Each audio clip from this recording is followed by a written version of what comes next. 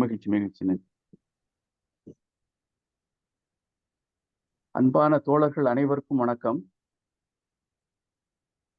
தமிழ்நாடு கலை இலக்கிய பெருமன்றம் நடத்தும் இணையவழி நிகழ்வு திருக்குறள் நாளும் ஒரு அதிகாரம். திருக்குறளின் பெருமையை பற்றி சொல்லணும்னா ரொம்ப சொல்லிக்கிட்டே போகலாம்.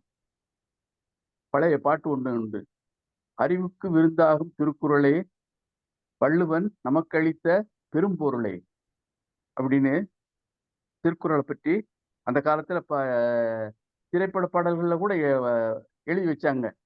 இப்பெல்லாம் அப்படிலாம் ஒன்றும் பார்க்க முடியாது. அடுத்து இந்த தமிழ்நாடு கலை இலக்கிய பெருமன்றத்தை தோற்றுவித்த தோழர் ஜீவா என்ன சொல்றாருன்னா, திருக்குறளை படிக்காம மார்க்சியத்தை படிச்சு ஒரு பிற பயனும் இல்லை அப்படின்னு சொல்றாரு. கம்யூனிஸ்டுங்கிறவர் முதல்ல திருக்குறளை படிச்சுட்டு கம்யூனிஸ்ட்ல இருந்தா நல்லது அப்படிங்கிற மாதிரி ரொம்ப இதா சொல்றாரு. திருக்குறளுக்கு முக்கியத்துவம் கொடுத்து அவரு கம்யூனிஸ்டாக இருந்தாலும் கம்யூனிஸ்டை விட திருக்குறளுக்கு முக்கியத்துவம் கொடுத்து சொல்றாரு. அவர் ரொம்ப இலக்கியவாதி, கம்பராமாயணம் இதுல எல்லாம் ரொம்ப தோய்ந்தவர். அதனால திருக்குறளையும் அப்படி ரொம்ப உயர்த்தி பிடிக்கிறார். திருவள்ளுவரையும் ரொம்ப போற்றி பாராட்டுகிறார். அத்தகைய திருக்குறளில் 50வது அதிகாரமான இடனறிதல் என்ற அதிகாரத்தை இன்று பார்க்க இருக்கிறோம், பயணிக்க இருக்கிறோம். முற்றோதல் செய்த மாணவர் ரா அகிலேஷ்.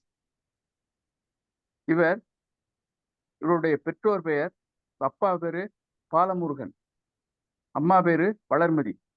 பாலமுருகன் வளர்மதி ஆகிய இணையருக்கு மகனாக பிறந்திருக்கிறார். ஒரு இணையற்ற மகன்னே சொல்லலாம். இவர் வதுவார்பட்டி இந்து நாடார் உறவின் முறைக்கு பாத்தியப்பட்ட எஸ் கதிரேசன், வசந்தவள்ளி ஆகியோருடைய உயர்நிலை பள்ளியில் 7ஆம் வகுப்பு பயின்று வருகிறார். இந்து நாடார் உறவின் முறைக்கு பாத்தியப்பட்ட எஸ் கதிரேசன் வசந்தவள்ளி உயர்நிலை பள்ளி, அந்த பள்ளியில 7ஆம் வகுப்பு படித்து வருகிறார். அடுத்து இன்னைக்கு உரைப்பொழிவாளராக நம்மிடையே வந்திருக்கிறவர் திருமதி பாலசுந்தரி அவர்கள். இவர் திருக்குறள் பயிற்றுனராக இருக்கிறார்.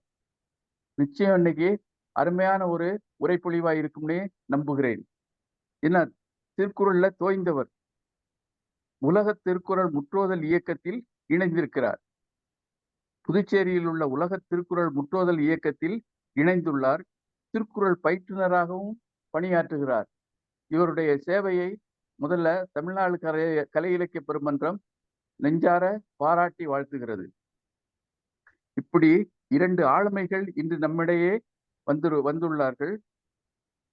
முதலில் முற்றோதல் செய்த மாணவர் ரா அகிலேஷ் என்பவரை அகிலேஷ் என்பவரை முற்றோதல் செய்ய வருமாறு அன்புடன் அழைக்கிறேன். மாணவரே வருக, முற்றோதல் தருக.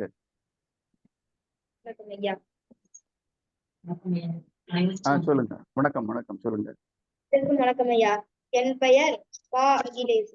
என் அப்பாவின் பெயர் பாலமுருகன். என் அம்மா பெயர் வளர்மதி.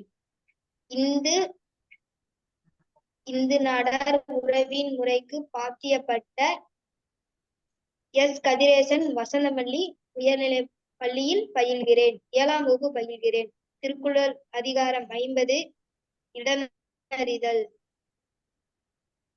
தொடங்கற்க எவ்வினையும் எல்லற்க இடங்கண்ட பின்னலது.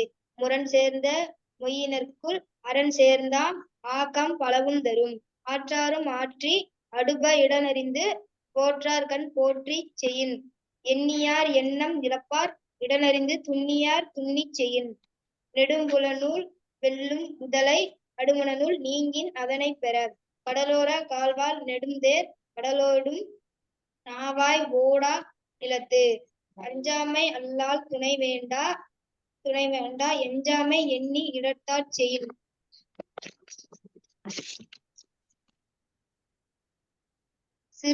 சிறுபடையான் செல்லிடம் சேரின் உருபடையான் ஊக்கம் அடைந்து விடின். சிறு நலனும் சீரும் இளரெனினும் மாந்தர் உறைந்தோடு ஒட்டலரிது. கலால் களிரின் நரியடும் கண்ணஞ்ச வேளாண் முகத்தளிரு. நன்றி. மிக்க நன்றி மாணவ செல்வமே. அருமையாக முற்றுதல் செய்தீர்கள். அதாவது நல்ல பொருள் புரிஞ்சு முற்றுதல் செய்தீர்கள்.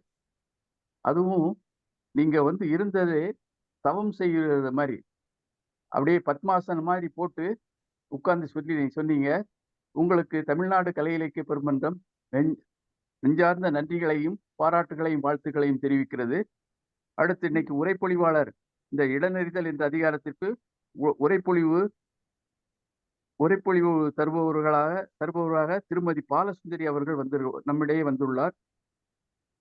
அவர்களை உரைப்பொழிவு தருமாறு அன்போடு அழைக்கிறேன். பாருங்கள், உரைப்பொழிவு தாருங்கள். இணைய வழியில் இணைந்திருக்கும் அனைத்து தமிழ் சான்றோர்களுக்கும் எனது மாலை வணக்கத்தை முதலில் தெரிவித்துக் கொள்கிறேன். வானுக்கு செங்கதிர் ஒன்று, புனல் வன்மைக்கு காவேரி ஒன்று உண்டு, நல்ல மானத்தை காத்து வாழ என்றும் இந்த வையத்துள் ஒன்று திருக்குறள் என்கின்றார் பாவேந்தர். எவ்வாறு வானத்திற்கு செங்கதிர் ஒன்றுதான் என்பது போல தமிழராகிய நம் அனைவரும் மானம் காத்து உலகில் தலை நிமிர்ந்து வாழ திருக்குறள் என்ற ஒரு நூலே போதுமானது என்று கூறி என் உரையை தொடங்குகிறேன். எனக்கு இன்று தந்துள்ள தலைப்பு இடனறிதல். பொதுவாக இடனறிதல் என்பது சூழல், காலம் ஆகியவற்றை புரிந்து செயல்படுதல் ஆகும்.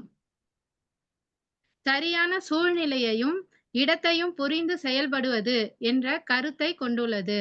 இது வாழ்க்கையில் நம் செயல்கள், நம் முடிவுகள், நமது ஆற்றல்களை எவ்வாறு பயன்படுத்த வேண்டும் என்ற சரியான இடத்தை நமது ஆற்றல்களை பயன்படுத்த சரியான இடத்தை கண்டறிந்து அதன்படி செயல்பட வேண்டியதை குறிக்கிறது. இடம் என்பது இங்கு திருக்குறளில் இடன் என்பது அமைவிடம், நிலம் என்ற பொருளிலே திருவள்ளுவர் கையாண்டுள்ளார். இங்கு இடனறிதல் என்பது பொருட்பாலில் அரசியல் என்னும் உட்பிரிவில் இடம்பெற்றுள்ளதால் அரசர்கள் போர் செய்வதற்கு முன்பு அந்த இடத்தினை ஆராய்ந்து அறிந்து போர் செய்ய வேண்டும் என்கின்றார். அவ்வாறு இடத்தை ஆராய்ந்து அறிந்து போர் செய்வதால் வெற்றி பெற முடியும் என்பதை இந்த 10 குறள் வாயிலாக தொகுத்து கூறுகிறார். முதல் குறள், ஒரு தொழிலினை இங்க தொழில் சொல்றது போறதான் எடுத்துக்கலாம். ஒரு போர் தொடங்குவதற்கு முன்பு நம்ம முதல்ல என்ன செய்ய வேணும்ன்றது முதல் குறள் வாயிலாக அவர் கூறுறாரு. தொடங்கருக்க எவ்வினையும் எல்லருக்க முற்றும் இடங்கண்டு பின்னல்லது. பகைவரின் அரணை முற்றுகை இடுவதற்கு முன்பு அதற்கு ஏற்ற இடம் எது என்பதை நன்கு ஆராய்ந்து அறிந்து பின்பு நாம் போர் செய்ய தொடங்க வேண்டும் என்று கூறுகிறார். இங்கு எல்லற்கை என்பது பகைவரின் வலிமையை குறிக்கிறது. பகைவரின் வலிமையை நம்ம ஒரு காலமும் இகழ்ந்து விடக் கூடாது என்பதை கூறுகிறார். இரண்டாவது குறள், அரண் சார்ந்து போரிடல். அரண் சார்ந்து போரிடல் என்பது என்னன்னா பாதுகாப்பாக போரிடுதல். முரண் சேர்ந்த மொய்ப்பினவருக்கும் அரண் சேர்ந்தனவாம் ஆக்கம் பலவும் தரும். வரும் பகையை எதிர்க்கும் வலிமை நம்மிடம் இருப்பினும் அரணை சார்ந்து போரிடுதல் நமக்கு பெரும் பயனை தரும் என்பது வள்ளுவர் வாக்கு. அரணை சார்ந்து போரிடுதல் என்பது என்னன்னா பகை உணர்வுகள் நிறைந்து ஆற்றலில் மிகுதியாக இருப்பவர்கள் பாதுகாப்பான இடத்தில் இருந்து போர் புரிதல் அவர்களுக்கு அரசருக்கு மிக்க பலனை தரும் என்று கூறுகிறார்.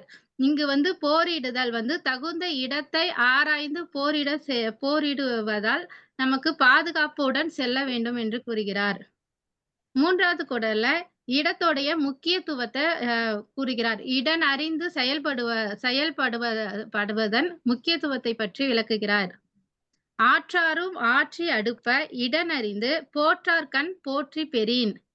வலிமை இல்லாதவர்களும் வலிமை உடையவராகி வெல்வர். எப்பொழுதுன்னு கேட்டா தகுந்த இடத்தை ஆராய்ந்து தம்மை காத்து கொண்டு பகைவரிடத்து வினை செய்யும் பொழுது நம்ம எவ்வளவுதான் வலிமையா இருந்தாலும் நம்ம போர் செய்வதற்கான காலம் சூழல் அந்த இடத்தெல்லாம் அறிந்து போர் செய்வதன் மூலம் நாம் பகைவரை வெல்ல முடியும் என்று கூறுகிறார். தாம் 4வது குறள். எண்ணியார் எண்ணம் இழப்பர் இடனறிந்து துண்ணியார் துண்ணி செய்யின். தாம் வினை செய்வதற்கு ஏற்ற தகுந்த இடத்தை ஆராய்ந்து பொருந்திய செயல் செய்வதால் பகைவர்கள் தாம் வெல்வோம் என்ற எண்ணத்தை கைவிடுவர் என்று கூறுகிறார். நம்ம தகுந்த இடத்தை ஏற்ற இடத்தை அறிந்து தாக்கினால் பகைவர்கள் வெற்றி பெற மாட்டார்கள். அவங்க வெற்றி பெறத்த கனவுல கூட நினைச்சு பார்க்க மாட்டாங்க. அதனால அரசர் தகுந்த இடத்தை ஆராய்ந்து அதற்கு பின் போர் தொழில் செய்ய தொடங்க வேண்டும் என்று கூறுகிறார். 5வது குறள். 5வது குறளையும் 6வது குறளையும் நிலத்துடைய தன்மையை ஆராய்ந்து அறிந்து செயல்பட வேண்டும் என்று கூறுகிறார். நெடும் புனல் வெல்லும் முதலை அடும் புனலின் நீங்கின் அதனை பிற. முதலை தண்ணியில இருக்கக்குள்ள பெரும் பலத்தோடு இருக்கும்.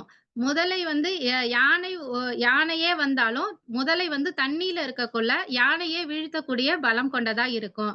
அந்த முதலையே நீரை விட்டு நீங்கி விடின் நீரை விட்டு வெளியே நிலத்துல வந்ததுன்னா எந்த உயிரினத்தாலும் அது தாக்கப்படும். முதலைக்கு பலமே தண்ணி தான் சொல்லுவாங்க.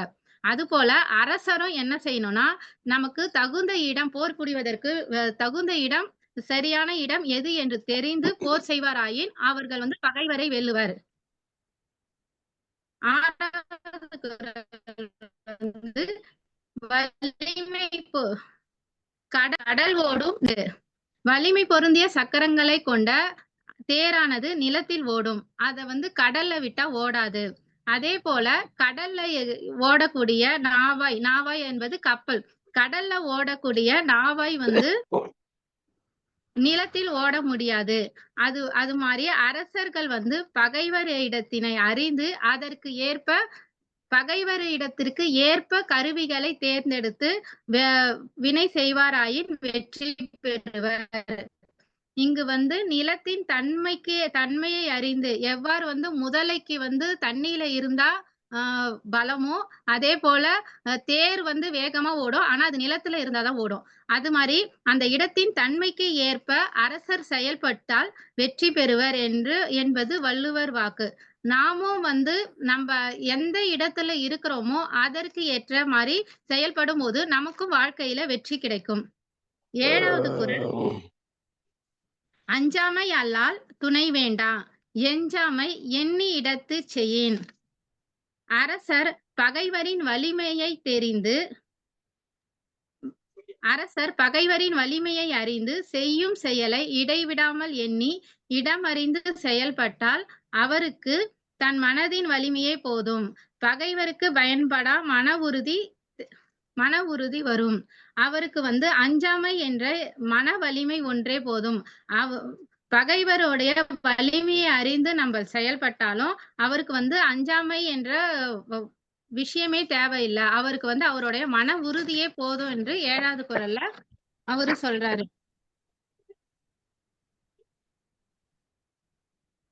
8வது குறள். திருப்படையான் செல்லிடம் சேரின் உருப்படையான் ஊக்கம் அழிந்துவிடும். திருப்படைகளை உடையவன் தனக்கு ஏற்ற இடத்தில் இருந்து போர் புரிவானாயின் அவன் வெற்றி பெறுவான். பெரும் படையை திருப்படை என்றாலும் அது தனக்குரிய இடத்தில் இருந்து போர் புரிவதால் பெரும் படையை வென்றுவிட முடியும். சிறு படை எங்க பெரும் படையை உடைய அரசர்கள் சிறு படை எங்க இருக்குதுன்னு தேடி அதை நோக்கி அவங்க அந்த இடத்துக்கு சிறு படைகள் இருக்கிற இடத்துக்கு போகும்போது அந்த பெரும் படையில இருக்கிற வீரர்கள் தம்மை இகழ்வாக கருதி அவங்களுக்கு இவங்க எல்லாம் சின்ன படை தானே, இவங்களை நம்ம எளிதா வென்று விடலாம் என்ற ஒரு இதுல அவங்க ஊக்கத்தை இழப்பர் என்று கூறுகிறார். அதான் ஊக்கம் அழிந்துவிடும் என்று திருவள்ளுவர் கூறுகிறார். திரைநலனும் சீரும் இலர் எனினும் மாந்தர் உரை நிலத்தோடு ஒட்டல் அரிது. பாதுகாப்பான அரணும் பல படை திறப்புகளும் இல்லாதிருப்பின் பகைவர்கள் வாழும் நிலையான இடத்திற்கே படையெடுத்து சென்று தாக்கும் மிகவும் கடினமான செயலாகும். தாக்குதல் என்பது கடினமான செயலாகும்.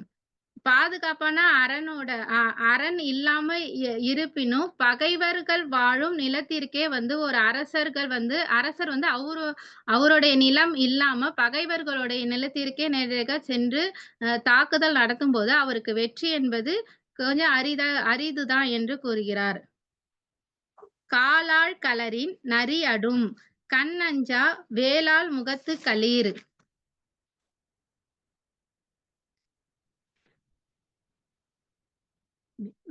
வேலேந்திய வீரர்களை வீழ்த்துகின்ற ஆற்றல் படைத்த யானையானது அதன் கால்கள் சேற்றில் சிக்கிவிட்டால் அதை நரிகள் கூட வென்றுவிடும். பலம் பொருந்திய யானைக்கு சேற்று நிலம் எவ்வாறு பலவீனமாக இருக்குதோ அதுபோல அரசர்கள் தமக்கு உகந்த இடத்தை தேர்வு செய்வாராயின் நரி போன்ற எளியவரிடத்தும் தம் வெற்றியை இழப்பர் என்று கூறுகிறார் வள்ளுவர். இங்க ஒரு 3 குறள் இருக்குது. 5வது குறளும் 6வது குறளும் 10வது குறள்லயும் திருவள்ளுவர் உவமை மட்டும் சொல்லிறாரு. அவரு அத உரையாசிரியர்கள் அதை அரசரோட பொருத்தி பொருள் கூறுகிறார்கள்.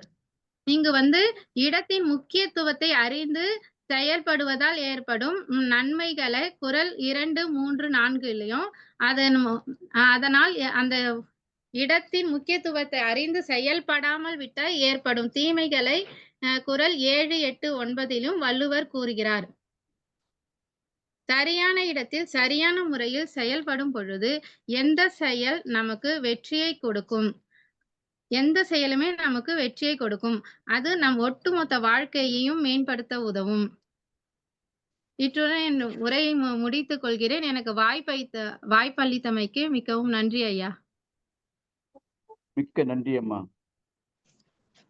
அருமையான ஒரு உரைப்பொழிவை வழங்கியுள்ளீர்கள். நிறுத்தி நிதானமா எல்லா குறள்களுக்கும் எளிமையாக பொருள் விளங்கும்படி சொன்னீர்கள். அதுலேயும் குறிப்பா 5வது குறள், 6வது குறள், 10வது குறள் ஓமை மட்டும் சொல்லியிருக்காங்க திருவள்ளுவர். உரையாசிரியர்கள் தான் அரசரோடு போரோடு பொருத்தி சொல்றாங்க அப்படின்னு சொன்னது ரொம்ப முத்தாய்ப்பாக இருந்தது. உங்களுக்கு தமிழ்நாடு கலை இலக்கிய பெருமன்றம் நெஞ்சார்ந்த நன்றிகளையும் பாராட்டுகளையும் வாழ்த்துக்களையும் தெரிவித்துக் கொள்கிறது. மிக்க மகிழ்ச்சி. நன்றிங்கம்மா. அடுத்து உரைப்பொழிவில் முதல்வராக இருக்கக்கூடிய மேனாள் பொதுச்செயலாளர் அவர்களே வருக, உரை தருக.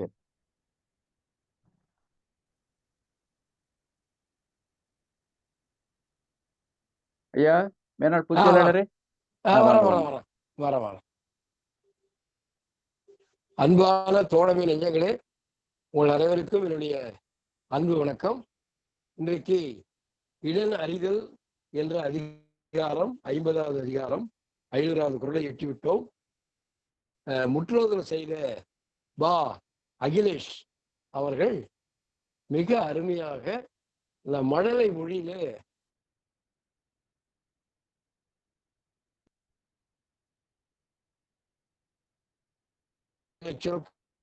ஐயா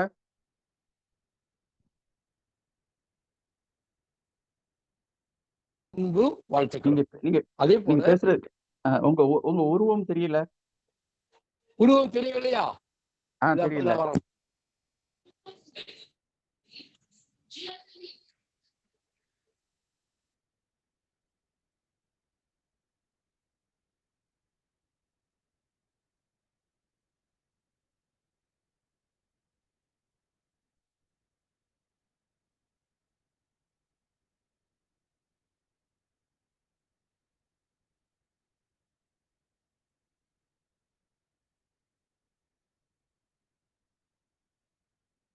இப்ப தெரியுதா? தெரியலையே. குரல் கேக்குது, உருவம் தெரியலையே.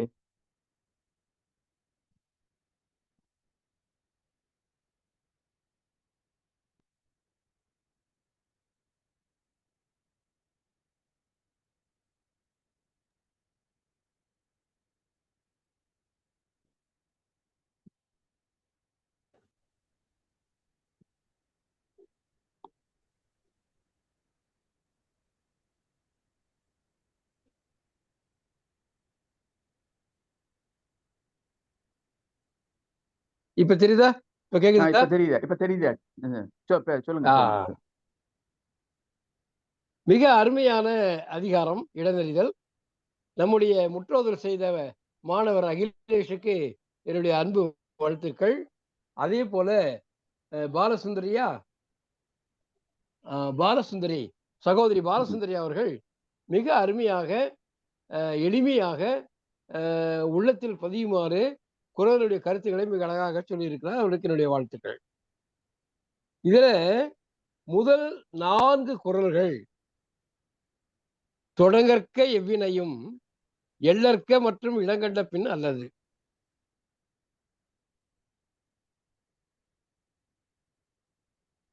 கொள்ளாமல் அல்லாது எந்த செயலையும் தொடங்கக்கூடாது, அதை குறைவாகவும் மதிப்பிடக்கூடாது.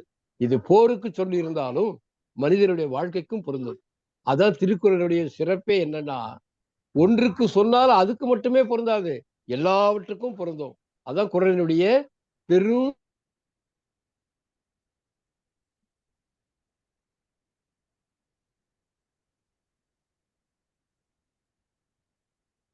அறிந்து கொள்ள வேண்டும். முரண் சேர்ந்த மொயம்பினார் மொயம்பின் அவர்க்கும் அரண் சேர்ந்தாம் ஆக்கம் பலவும் தரும். அதாவது இடம்தான் முக்கியம். மாறுபட்டு போர் புரியும் வல்லமை மிக்கவர்களாக இருந்தாலும்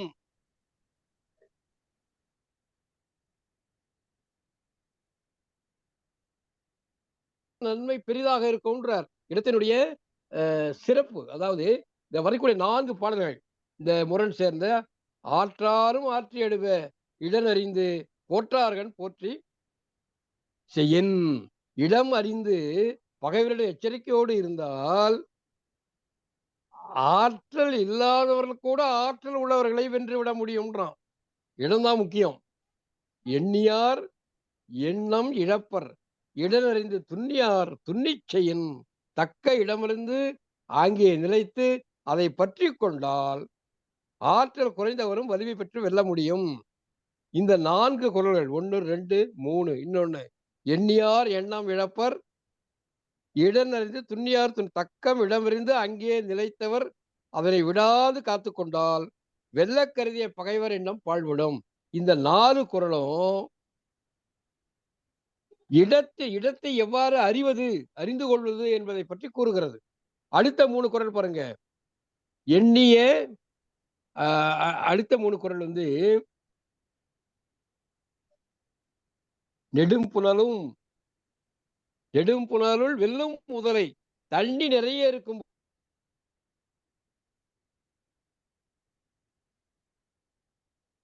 போது நீது முதலைக்கு பலம் அதிகம். அற்ப விளங்கும் அதை வென்று விடும். அப்ப நீ இருக்கிற இடத்தின் வலிமையை பொறுத்து இது வந்து பாருங்க, உவமையை கூறி உவமேயத்தை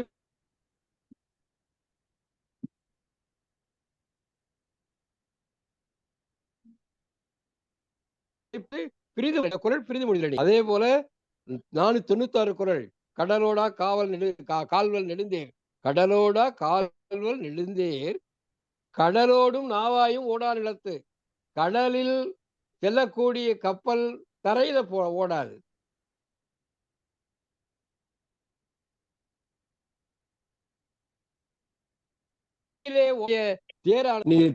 கடல்ல போய் போர் செஞ்சா முடியுமா? முடியாது. இடம்தான் முக்கியம். இடத்தினுடைய முக்கியத்தை ரொம்ப அழகா சொல்றாரு. காலால் களரில் நெறியடும். அதாவது வீரர்களை, பகை வீரர்களை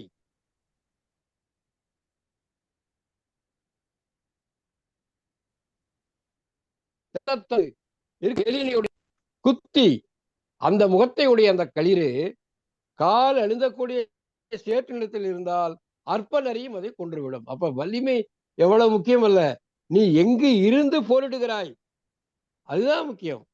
நீ எங்கு இருந்து செயல்படுகிறாய், நீ எங்கு இருந்து தொழில் படுகிறாய் அதுதான் முக்கியம்.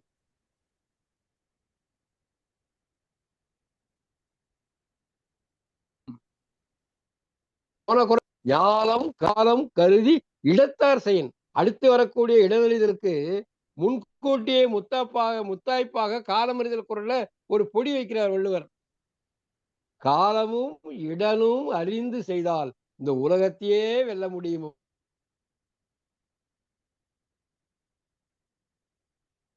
அதனால மனதுங்க, அது நம்ம வாழக்கூடிய இடத்துல வலிமைகள் தாக்கினா கூட நம்மளால வெல்ல முடியாது. அப்போ நிலையாக இருக்கக்கூடிய உறைவிடம் என்பது ரொம்ப முக்கியமானது. எல்லாமே இடம்தான் ரொம்ப முக்கியம் அப்படின்ற இடல் அறிதல்ல ரொம்ப அழகாக சொல்லுகிறார்.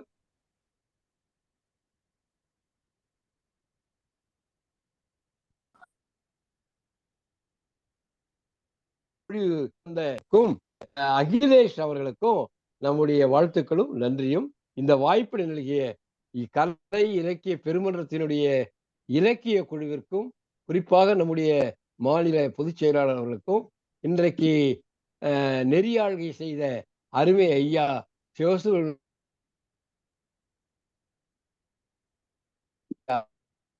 நன்றி. உலகம் பூராவும் கேட்டுக்கொண்டு அந்த 30 நண்பர்களுக்கும் அன்பர்களுக்கும் என்னுடைய அன்பும் நன்றியும் வணக்கமும். மிக்க நன்றி மேனாள் பொதுச் செயலாளர் அவர்களே. அருமையானது ஒரு பின்னூட்டம் வழங்கியுள்ளீர்கள். அதாவது ஒரு பொருளுக்கு மேல இன்னொரு பொருளை எடுத்து சொல்லுபவர் அல்லது இலக்கணப்படி ஒரு அணியை எடுத்து சொல்பவர் நல்ல திறனாய்வாளராக இருக்க முடியும். நீங்கள் உண்மையிலேயே நல்ல திறனாய்வாளர்கள் என்று புலப்படுத்தினீர்கள். மிக்க நன்றி. அடுத்து பின்னூட்டத்தால் பெருமை சேர்க்கிற அரசியல்வியமா பின்னூட்டம் அளிக்க வாங்க. அனைவருக்கும் வணக்கம். வணக்கம்.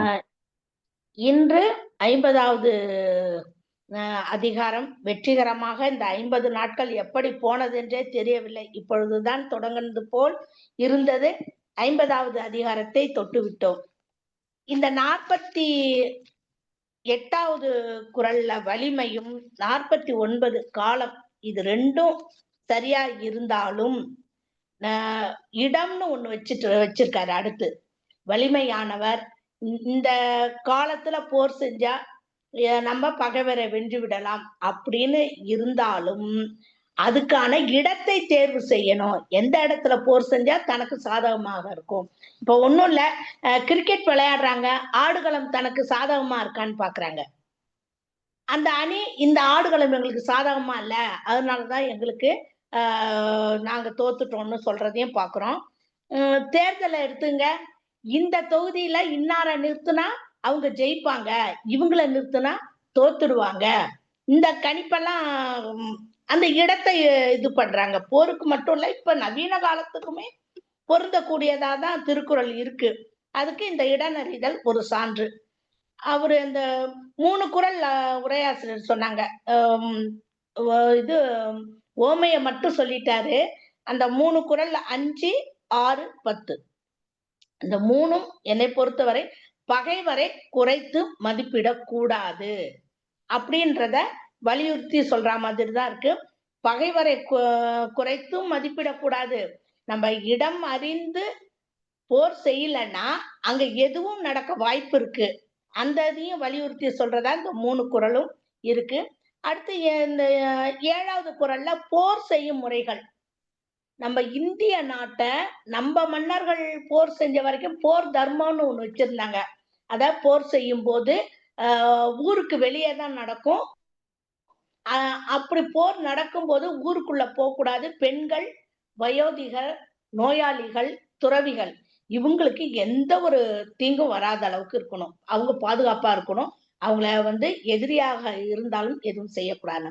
ஆனா வெளியில இருந்து வந்த மன்னர்கள் தான் நம் நாட்டின் வளத்தையும் செல்வத்தையும் பார்த்து இந்த செல்வத்துக்கு ஆசைப்பட்டு எல்லா அக்கிரமும் பண்ணிட்டாங்க.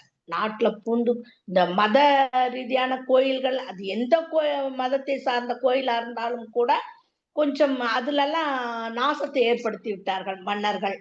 அது மாதிரி நம்ம செல்வத்தை எல்லாம் சூறையாடிட்டு போயிட்டாங்க. இன்னமும் லண்டன்ல நம்மளோட வைரம் ஒண்ணு இருக்கு. அந்த அளவுக்கு செல்வ செழிப்பான ஒரு நாடாக இருந்ததை வெளியிலேருந்து வந்த அந்நியர்கள் இந்த போர் முறைகளை பின்பற்றல. அதனாலதான் நிறைய அழிவை நம் நாடு சந்தித்தது இந்தியா. அது மாதிரி இந்த இதுல போர் செய்யும் முறைகளை குறைவின்றி ஆலோசிக்கணும். அப்ப எல்லாருமே எல்லா மன்னர்களும் தன் அறிவில் சிறந்தவர்கள் தான். ஆனாலும் தக்க ஆலோசனை கேட்டு மதித்து நடக்கின்ற பெருந்தன்மை அவங்கள்ட்ட எல்லாம் இருந்துச்சு. அதே மாதிரி இந்த 9வது குறள்ல சொல்றாரு, பகைவர் வாழ்கின்ற இடத்தில் சென்று தாக்குதல் அரிது. உண்மைதான். சண்டைக்காரங்களா இருந்தாலும் அவங்க இடத்துல போய் நம்ம சண்டை பிடிக்க கூடாது. நாளைக்கு கேஸ்ன்னு போயிடுச்சுன்னா நமக்கு தான் அது பாதகம். இப்ப சாதாரண நம்மளோட வாழ்க்கையில நடக்கக்கூடிய ஒண்ணுதான், பகைவர் இடத்துல போய் நம்ம எதுவும் பேசுவதோ தாக்குதல் செய்வதோ கூடாது. அது அன்னைக்கே வள்ளுவர் சொல்லியிருக்காரு. இன்றைய முற்றோதல் செய்த அந்த மாணவன் விடுப்பு எடுக்காமல் பள்ளிக்கு சென்றுள்ளார், தொடர்ந்து முதலிடம் பெற்றுள்ளார். இதை சொன்னாங்க. அந்த முற்றோதல் செய்த அகிலேஷ் அவருக்கு எனது வாழ்த்துக்கள், பாராட்டுக்கள். அடுத்து உரையாசிரியர் ரொம்ப அழகா நிறுத்தி பொருள் உணர்ந்து சொன்னாங்க. அவங்களுக்கும் வாழ்த்துக்கள், பாராட்டுக்கள். நேற்று நான் காலம் அறிதல் அதுக்கு உரைப்பொழிவு தரும் பொழுது நமது ஒருங்கிணைப்பாளர் ஐயா கருமுருகன் ஐயா அவர்களும் மருத்துவர் ஐயா அவர்களும் இல்லாதது எனக்கு ஏமாற்றமா வருத்தமா என்று தெரியவில்லை.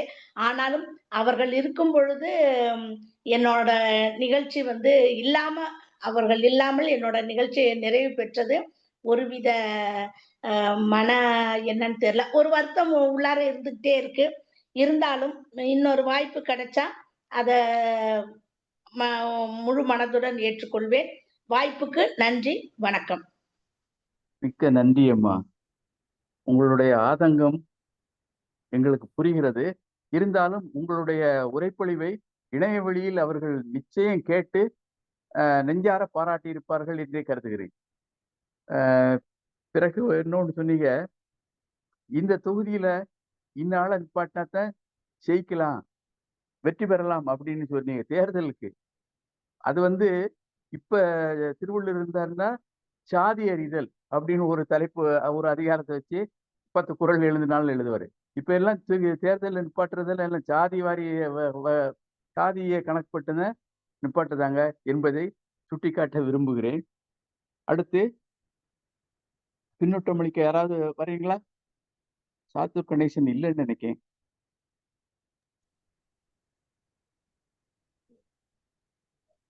அடுத்து டிஎஸ்என் தோழர் அல்லது ரேவதி டீச்சர் பின்னூட்டம் அளிக்க வரீங்களா?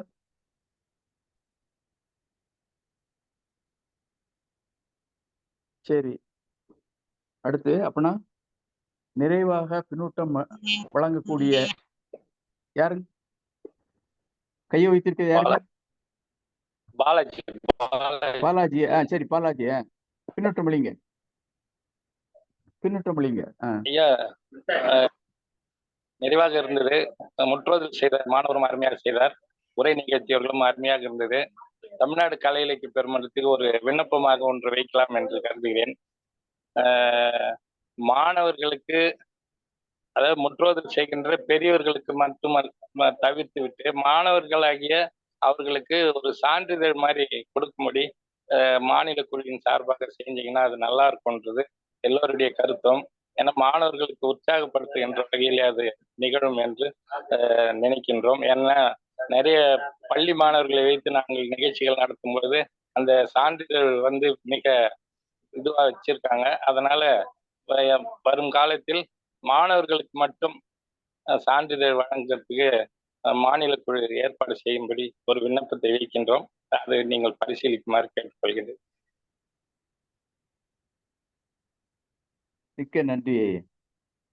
உங்களுடைய விண்ணப்பத்தை தமிழ்நாடு கலை இலக்கிய பெருமன்ற பொதுச் செயலாளர் கேட்டுக்கொண்டுதான் இருக்கிறார். அது பற்றி விரைவில் அறிவிப்பும் செய்வார். அதாவது கதை சொல்லிகளுக்கெல்லாம் சான்றிதழ் கொடுத்துருக்காங்க. அது மாதிரி இந்த அதிகாரம் உரைப்பொழிவாளர்களுக்கும் அல்லது குறிப்பா நீங்க சொல்லபடி முற்றோதல் செய்த மாணவர்களுக்கு சான்றிதழ் வழங்குவார்கள் என்றே கருதுகிறேன். அவங்க கேட்டுக்கிட்டு இருக்காங்க. அது பற்றி சொல்லுவாங்க, ஒரு நாளில் சொல்லுவாங்க கடைசியில. அடுத்து ரேவதி டீச்சர் அல்லது டிஎஸ்என் தோழர் பின்னூட்டம் அளிக்க வரீங்களா? இல்லைன்னா நிறைவா நல்லாசிரியர் நாகராஜன் ஐயாட்ட போயிடலாம்.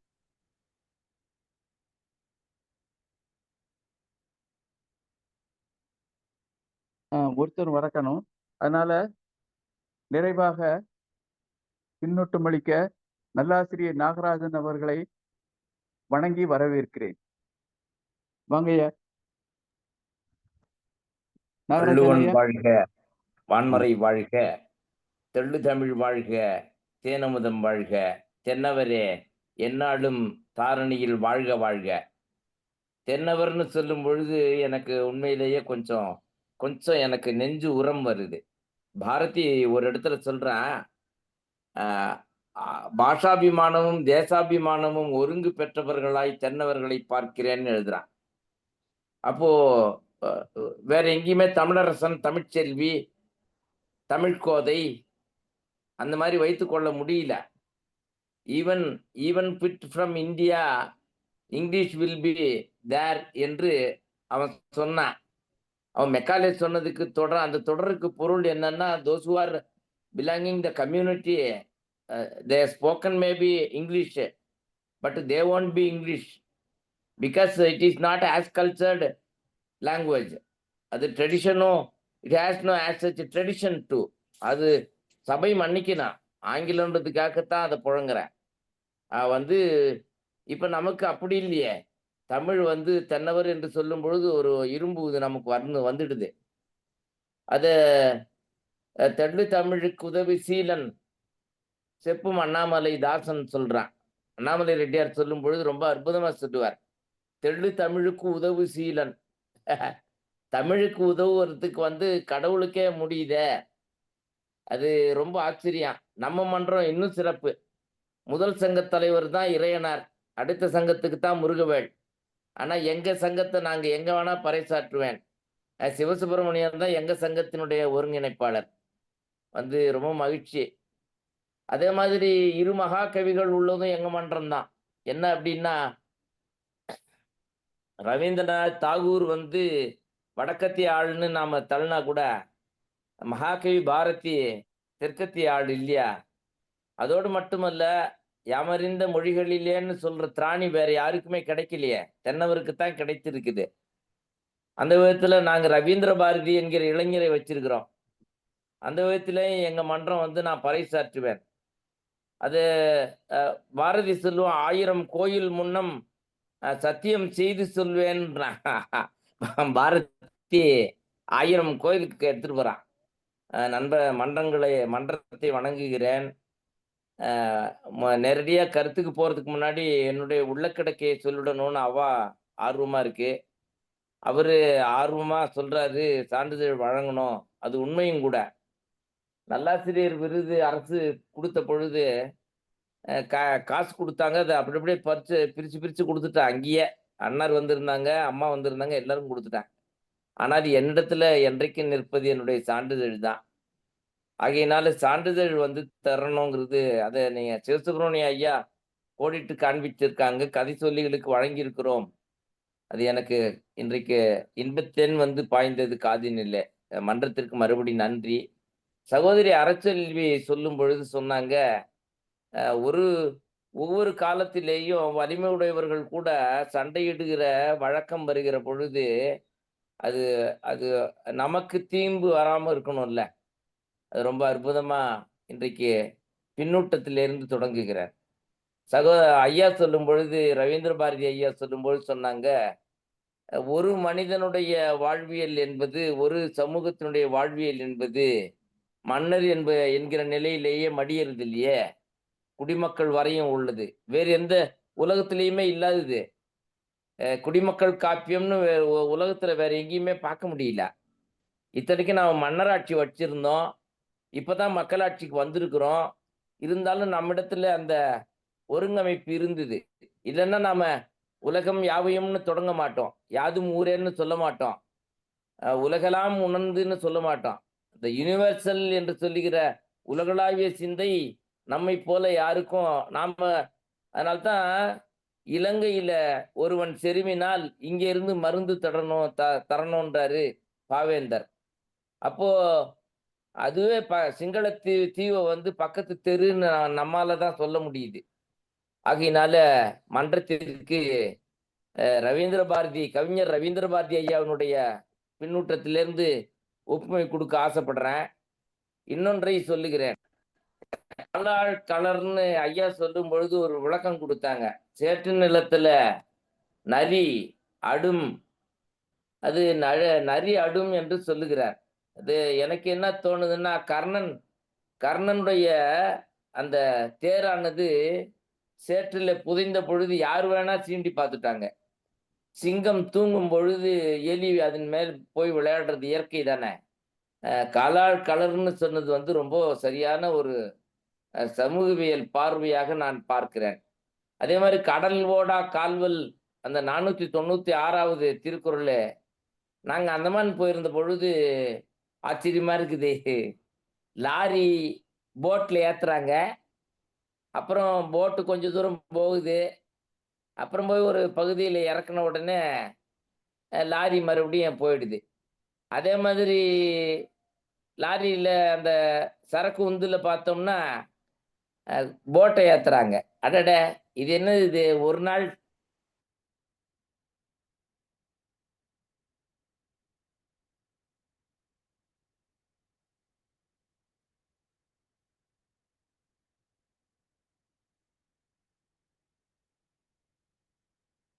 ஐயா உங்க குரல் கேட்கல. இடனறிதல் என்கிற தன்மையை 3வது குறள்லேயும் 4வது குறள்லேயும் நிரலா சொல்றார். முதல்ல 3வது குறள்ல சொல்லுகிற இடனறிதல் சொல்லும் பொழுது விளைவை சொல்றார். 4வது குறள்ல இடனறிதலை சொல்லும் பொழுது செயல்பாட்டை சொல்லுகிறார். அப்போ எவ்வளவு சமூகவியல் பார்வைய நுணுகி அலசி ஆராய முடியுது. சொன்னது என்னவோ இடனறிதல் என்கிற ஒரு செய்தி தான். ஆகையினால இடம் கண்ட பின் அல்லது எள்ளற்கன்னு சொல்றார். அப்போ எழலாமா? இடம் கண்டதுக்கு அப்புறம் எழலாமான்னா அதுக்கு தீர்வைத்தான் அரசியல் சகோதரி தொட்டு காண்பித்த குரல் நான் நினைஞ்சு பார்க்கிறேன். அப்போ நமக்கு என்னதான் வலிமை இருந்தாலும் நாம அந்த இடனறிந்து எள்ளுதல் என்பது வலிமையை வலியறிதலே நாம பார்த்த நிலை மாதிரிதான் இங்கேயும் அதனுடைய எச்ச சுச்சமாகத்தான் இது தொடர்கிறது. இந்த அதிகாரம் ரொம்ப ஆச்சரியம். எந்த அளவுக்கு வலியறிதல் சொல்றாரு, காலமறிதல் சொல்றாரு, இடனறிதல் சொல்றாரு. எவ்வளவு அறிய வேண்டி இருக்கிறது ஒரு செயல்பாட்டிற்கு.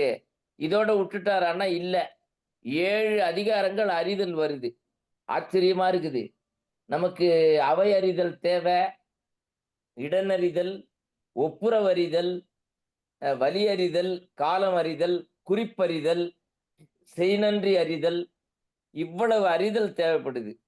சரி, அறிந்துட்டோம், அதோட நின்றுடலாமான்னா இல்ல, உணர்தலும் வேண்டும், மெய்யுணர்தலையும் பார்க்கிறோம். அப்போ சரி, அறிந்தோம் உணர்ந்தோம் அதோட இருக்கலாமான்னா இல்ல, அது போதாது, அது இன்னும் ஆராய்ச்சி செய்யணுமா. திறம் தெரிதல் என்று சொல்லுகிறார். அப்ப அறிதல் வேறு, தெரிதல் வேறு, உணர்தல் வேறு. இவைகளை நாம் புரிதல் கொள்ளாத வகையில நமக்கு திருக்குறள் கை கொள்ள முடியாது என்பது என்னுடைய எண்ணம். அப்படியானால் இந்த அதிகாரத்துல எவ்வளவு எச்சரிக்கையை உண்டாக்குறார். முழுக்கவுமே எதிர்மறை தான். ரொம்ப ஆச்சரியமா இருக்கு. தொடங்கற்க நிறுத்துறாரு எடுத்த உடனே. முரண் அந்த சொல்லு. அடுத்தது ஆற்றாரும், அடுத்தது சொல்றாரு போற்றார், அப்புறம் இடிப்பார், இழப்பர், வெல்லும், முதலை வென்றுடுமா, நாம தோற்றுடுவோம்னு சொல்ல வர்றார். அப்போ ஓடா கால்வல் ஓடா, அப்புறம் வேண்டா அழிந்து போகும், அப்புறம் சொல்றாரு இலர், அப்புறம் சொல்றாரு ஒட்டல் அறிதல் இல்லை, அப்புறம் சொல்றாரு நரி அடும். எவ்வளவு எதிர்மறையா சொல்லி பார்க்கிறார். ஒருவேளை நடக்கலன்னா, ஒருவேளை கிடைக்கலன்னா, இத்தனை சிந்தனைகளை நமக்கு வைக்கிறார். ஆச்சரியமான ஒரு அதிகாரமா இந்த அதிகாரம் இருக்குது. அவரே எப்படிதான் எழுதினாரோ தெரியல. நமக்கு நம்மை பொறுத்தளவுல ஆழ்ந்திருக்கும் கவியுள்ளம் காணுதலாகிய நிலையில இன்றைக்கு மன்றம் மிக நல்லாவே மிக அற்புதமாகவே உரையை கொண்டு போனது. சகோதரி புதுவையில் இருந்தாலும் கூட ஒரு வங்கக்கடல் அலையா கலக்கிட்டாங்க. ரொம்ப அழகா, கொஞ்சம் கூட இம்மி கூட அணு அளவும் ஒரு நூலிழை கூட கன்வின்ஸ் ஆகல. நேர்த்தியான உரை, ரொம்ப தெளிவாகவும் அதே நேரத்துல நெளிவு சுழிவோடும் சொன்னாங்க. உண்மையாவே ஒரு வலிவு இருந்தது, மலிவு இல்ல, நலிவு இல்ல, மிகச்சிறப்பான விடிவு இருந்தது. உங்களை வாழ்த்துகின்றேன் சகோதரி. இதே நேரத்துல இவ்வாறு நினைச்சு பார்க்கிறேன். ரவீந்திர பாரதி ஐயா சொல்லும் பொழுது 500வது குறள் வந்துட்டோன்னு அவங்க சொன்ன பொழுது சிலிர்ப்படைகிறேன். எவ்வளவு பொறுமை, திறமை, எவ்வளவு ஆர்வம் இந்த மன்றத்திற்கு, எவ்வளவு பொறுப்பு. கிட்டத்தட்ட 1330ல 500 குறள்களை இத்தனை மணி நேரங்கள் நகர்த்தி இருக்கிறீர்கள். மாபெரும் சாதனையை நிகழ்த்தி இருக்கிறீர்கள். இந்த உலகத்திற்கு நிறையவே உணர்த்தி இருக்கிறீர்கள். தமிழை வளர்த்திருக்கிறீர்கள். வாழ்த்துகின்றேன், வணங்குகின்றேன். இது நான் காலம் கடந்து உள்ளுக்கு வந்திருக்கிறேன். நான் தான் பேச தொடங்கும் போது அன்றைக்கே சொன்னேன், கிட்டத்தட்ட 17 பேர் போயிட்டாங்க, வெகாமைக்கு தான் கூப்பிட்டுருக்கீங்க, பெரிய வாய்ப்பு என்று சொன்னேன். ஆகையினால மீள வாய்ப்புக்கு நன்றியை சொல்லி இடம் சார்கின்றேன். இந்த சான்றிதழ் என்கிற கருத்துக்கு நானும் வழிமொழிகின்றேன். சிவசுப்பிரமணிய ஐயா சொன்னது ஆறுதலாக இருந்தது. கதை சொல்லிகளுக்கு கிடைத்த சான்றிதழ் உரைக்காரர்களுக்கும் கிடைக்கும் என்று சொன்ன பொழுது பேருவகை பூக்கின்றேன். மீள நன்றி சொல்லி இடம் அமைகின்றேன். அறச்செல்வி சகோதரிக்கு ஒரே ஒரு விண்ணப்பம். நான் சொன்ன பொழுது நான் கூறிய உரைகளை அவர்கள் கேட்கவில்லை என்று கருத வேண்டாம். வள்ளுவர் வாழ்த்தி கொண்டே இருக்கிறார். நம் மன்றிலே அவர் என்றைக்கும் தன்னுடைய செய்தியை சேர்த்து கொண்டே இருக்கிறார். வாழ்த்தி விடைபெறுகின்றேன். நன்றி, வணக்கம். மிக்க நன்றி நல்லாசிரியர் பெருந்தகையே. அருமையானது ஒரு பின்னூட்டம். அதாவது திறனாய்வு அடிப்படையில் பின்னூட்டம் அளிப்பதில் நீங்கள் சிறந்தவராக திகழ்கிறீர்கள். இந்த மாமன்றத்திற்கு உங்களை போன்ற ஒருவர் கிடைத்தது ஒரு வரம் என்றே சொல்லலாம். மிகவும் நன்றி. ஒன்றே ஒன்று, நீங்க தமிழ்லையும் அடுக்குமொழியில பேசுறீங்க, ஆங்கிலத்திலையும் அடுக்குமொழியில பேசுறீங்க. ஆங்கிலம் என்பது நீங்க தேவைப்படும் போது பொருத்தமான இடங்களில் பேசுகிறீங்க. அதனால அதுக்கெல்லாம் வருத்தம் தெரிவிக்க வேண்டாம் என்று சொல்லிக்கொள்ள விரும்புகிறேன். ஆங்கிலம் நீங்க பேசுறது இந்த இணையவழியில் இணைஞ்சிருப்பவங்க எல்லாத்துக்குமே நல்லா எளிமையா புரிகிறது புரியும் என்றே கருதுகிறேன். அருமையா இருக்கு. கேட்க உங்களுடைய பேச்சை கேட்க இனிமையாக இருக்கிறது. மிக்க நன்றி. அரசியல்வியமா ஆதங்கப்பட வேண்டாம். இந்த பெரிய ஆளுமை நல்லாசிரியர் நாகராஜன் அவர்கள் வாயிலிருந்து உங்களுக்கு அறச்செல்வி இல்ல உரைச்செல்வி அப்படின்னு சொல்லி பாராட்டு கிடைச்சிச்சு. இதுக்கு மேல உங்களுக்கு என்ன வேணும் அப்படின்னு சொல்ல தோன்றுகிறது. மிக்க நன்றி. அடுத்து உரைப்பொழிவாளர் திருமதி பாலசுந்தரி அம்மா நிறைவா எதுவும் சொல்ல விரும்புறீங்களா?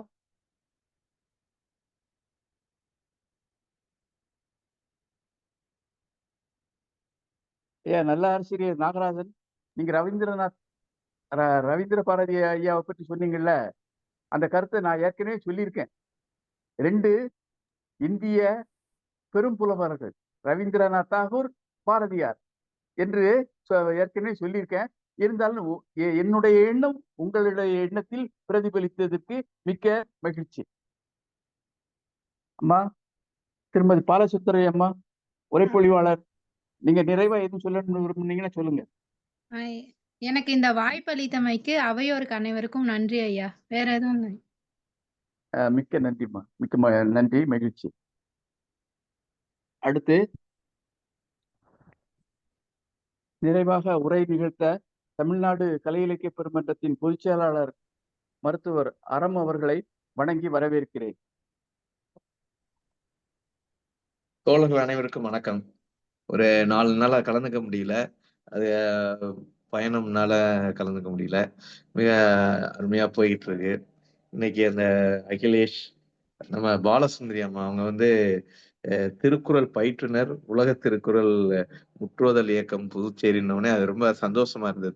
அப்படிப்பட்ட வெளியில் திருக்குறளை தமிழ் மக்களிடம் கொண்டு செல்பவர்கள் எல்லாம் நம்முடைய அரங்குக்கு உரை நிகழ்த்துவதுதான் மிக பொருத்தமானதாக இருக்கும் என்று நினைக்கின்றேன். அந்த வகையில் இன்று சிறப்பான நாளாக இருக்கிறது.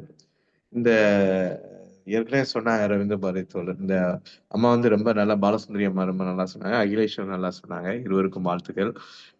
ரவீந்திர பாரதி சொன்ன போது இது அரசியல், ஒரு மன்னன் எப்படி இருக்க வேண்டும், ஒரு பகை, ஒரு வினை அப்படின்றதெல்லாம் சொன்னாலும் கூட இது தனி மனிதருக்கும் பொருந்தும்ன்றதுதான். தெரிந்து செயல் வகை அப்படின்னு ஆரம்பிச்சு வழியறிதல், காலம் அறிதல், இடனறிதல், இது எவ்வளவு இம்பார்ட்டன்டான ஒரு நம்மளுடைய வலிமை தெரியணும், காலம் தெரியணும், இடம் எந்த இடத்துல பயன்படுத்துறோன்றது. அதுல சில சமயங்கள்ல நீங்க வந்து வலிமையற்றவராக கூட இருக்கலாம், ஆனால் இடனறிந்து கரெக்டாக நீங்கள் எந்த இடத்தில் அவர்களை தாக்க வேண்டும் என்று தாக்கினால் வலிமை இல்லாதவர்கள் கூட வென்று விடலாம்ன்றது சொல்றாரு. இதெல்லாம் நம்ம யதார்த்தத்தில் நாம் காணும் காட்சிகளாகத்தான் தனி மனித வாழ்க்கையிலும். அதுல இன்னும் ஆச்சரியமானது, பகைவனை இகழக்கூடாதுன்னு சொல்றாரு. அது ஒரு பெரிய இதா இருக்கு. அந்த ஆற்றாரும் ஆற்றிய அடுப அப்படின்றது, அது கால இடத்தை தேர்ந்தெடுத்து நீங்கள் போரிட்டால், நீங்கள் வலிமையற்றவராக இருந்தால் கூட வலிமையோடு நீங்கள் ஜெயிக்க முடியும்ன்றார்.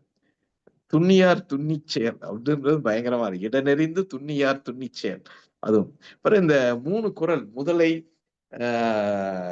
கடலாடா கால்வல், நெடுந்தேர்னர், வலிமையுடைய சக்கரங்களை உடைய நெடுந்தேரும் கடலுக்குள் போக முடியாது. அதே போல நாவாய், மிகப்பெரிய கப்பலும் நிலத்துக்குள் ஓட முடியாது. அப்ப அதது இடத்தில் தான் பலம் கூறியதாக இருக்கும் என்பதற்கு மிக அருமையான உதாரணம்.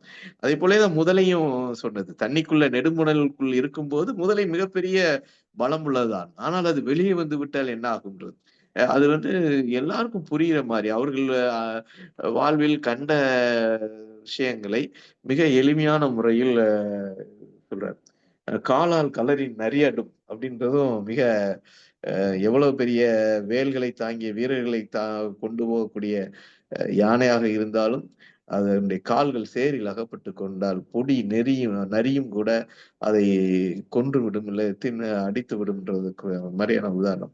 இது வந்து நம்ம அன்றாடம் பகைவர்னு இல்லை, இன்னைக்கு ஒவ்வொருத்தருக்குமே ஒவ்வொரு வேலைகளையுமே போட்டிகள், பொறாமைகள் எல்லாமே இருக்கு. இப்ப ஏதோ ஒரு விதத்துல இது பண்ணும்போது அப்ப காலம், இடம், வலிமை அறிந்து நாம் செயல்படுவது தனி மனித வெற்றிக்கும், இது மன்னர்களுக்கு மட்டுமல்ல, தனி மனிதனுடைய வாழ்க்கைக்கும் இன்றைக்கும் பொருந்துவதாக இருக்கிறது. 2000 ஆண்டுகளுக்கு முன்னால் ஒரு மன்னனுக்கு சொன்னதாக அரசியல் பாயிரத்தில் இது வந்தாலும், ஒரு இன்றைய நிலையில் 2000 ஆண்டுகளுக்கு பின்பும் கூட ஒரு தனி மனித வாழ்க்கையிலும் இது பயன்பாடு உள்ளதாக அமைவதுதான் திருக்குறளின் சிறப்பு. அந்த வகையில் அனைவருக்கும் வாழ்த்துக்கள். ரவீந்திர பாரதி தோழர் அருமையா சொன்னாங்க, அருட்செல்வி அம்மா, நம்ம நாகராஜன் ஐயா சொன்னதும் சொன்னாங்க. இந்த இது நம்ம பாலாஜி தோழர் சொன்னாங்க ஏற்கனவே, கீராவுடைய முதலில் நாம் ஆரம்பித்த கூவலசாமியினுடைய கதைகளை சொன்னவர்களுக்கெல்லாம் கோவில்பட்டியில் வைத்து விருதுநகர் மாவட்ட ஆட்சியர் அவர்கள் மூலமாக சான்றிதழ் வழங்கப்பட்டது.